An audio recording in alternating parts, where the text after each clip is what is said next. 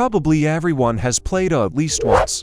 Many board card games are based on mechanics, but few people know that the creator of this game is an ordinary hairdresser. And now the game is owned by a company that produces world-famous toys. In this video, you will learn the history of the popularity of the game, its little-known variations and facts about Mattel. Merle Robbins, owner of a barber shop and beauty salon in Reading, Ohio, USA, loved to play cards, but he was missing something. So one beautiful summer day in 1971, he came up with the idea, the basic rules and the first deck to play and introduced his card game to his family. When his family and friends got hooked on the game and started playing it almost every day, he decided to spend $8,000 to print 5,000 copies of the playing decks. In the early days, he sold his decks with the rules attached to them in his barbershop. His regular customers also fell in love with the game, and word of mouth spread the news throughout Ohio. Sensing a possible gold mine, local stores and entrepreneurs became Robbins' dealers. Later, the volume of sales began to distract Robbins from his favorite business, barbershop and beauty salon. So he sold the rights to a group of friends led by Robert Tejok, who at that time was the owner of a funeral home in the town of Joliet, Illinois, USA. Merle Robbins sold the rights to the game for $50,000 plus a commission of 10 cents for each deck sold. Robert Tejok founded International Games, Inc. to bring the game to the world market. It is now a large company, but its first office was in the back of a funeral home in Joliet Township. The playing cards were made by Louis Saltzman, owners of Saltzman Printers with a manufacturing facility in Maywood, Illinois, USA. In 1992, International Games, Inc., a company founded by Tejok, became part of Mattel. The name of the game from Italian and Spanish translates to one. Is a simple game, although if you look into the rules, they may scare you off with their number. Players to 7 people are given 7 cards. The object of the game is to be the first to get rid of them. You quickly get used to the rules of and the game is seriously addictive. First of all, the winner is not known until the last.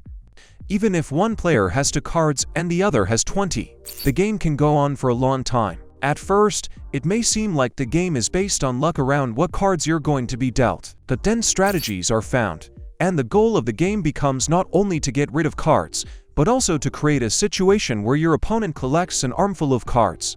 In addition to the classic variation of the game, there is also a more complicated version. Flip. The main difference between and Flip is only that the classic variant of the game uses one side of the card, and the second is a shirt, and Flip engages both sides.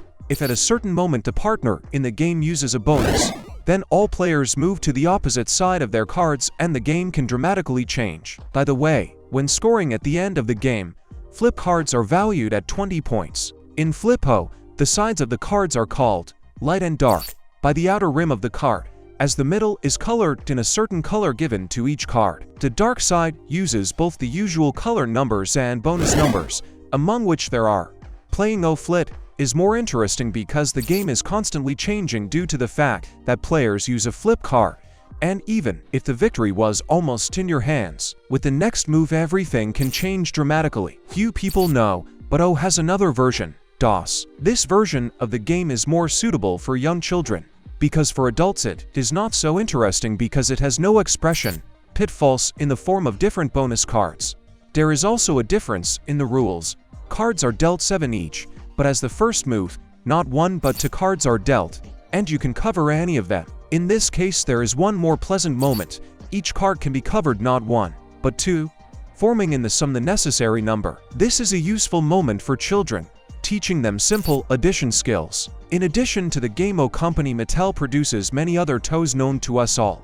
Fisher-Price toys for babies and toddlers, Barbie dolls, Monster High dolls, Ever After High dolls, Winx Club dolls, Hot Wheels, Masters of the Universe toys, American Girl dolls, and Warner Brothers merchandise including Harry Potter, Batman, Superman, Looney Tunes products. The name Mattel combines Harold Motson's last name and Elliot Handler's first name. Despite their lack of business experience, the Handlers saw the opportunities presented by the post-war baby boom. Mattel began producing children's toys, the first hit being plastic ukuleles. Thanks to the successful launch, the Handlers have learned some valuable lessons. Child participation is essential. Children must be able to interact with the toy and want to play with it often and for long periods of time. A toy that remains appealing for a long time is preferable to products in which interest fades quickly. It can also serve as a base for other toys. In 1959, the best-selling toy of all time, the Barbie doll, was introduced. The idea for it belonged to Ruth Handler, who noticed that their daughter preferred to play not with toy baby dolls, but with paper dolls resembling adults. So the handlers set out to develop a mannequin doll for teenagers. The doll was named after their own daughter Barbara. In the following years, Mattel focused on the development of its key category, dolls. A kind of response to Bratz was the Monster High series, launched in 2010. The dolls differed from the classic Barbie in proportions and represented occult teenage characters. In 2010, a series of Disney princess dolls were released. As a result, in 2015, when the rights expire, Disney transferred the release license to Hasbro and attempted to change the brand, presenting the characters as delicate young ladies, but heroines. In 2022, Mattel regained the rights to release princesses, including characters from the Frozen franchise, but the company's financial performance was below expectations. In 2017, competitor Hasbro offered Mattel a takeover deal. At the time, Hasbro was valued at $11 billion and Mattel at $5 billion. However, less than a week later, Mattel turned it down. The company was going through an existential crisis. Sales of dolls, including Barbie, were falling.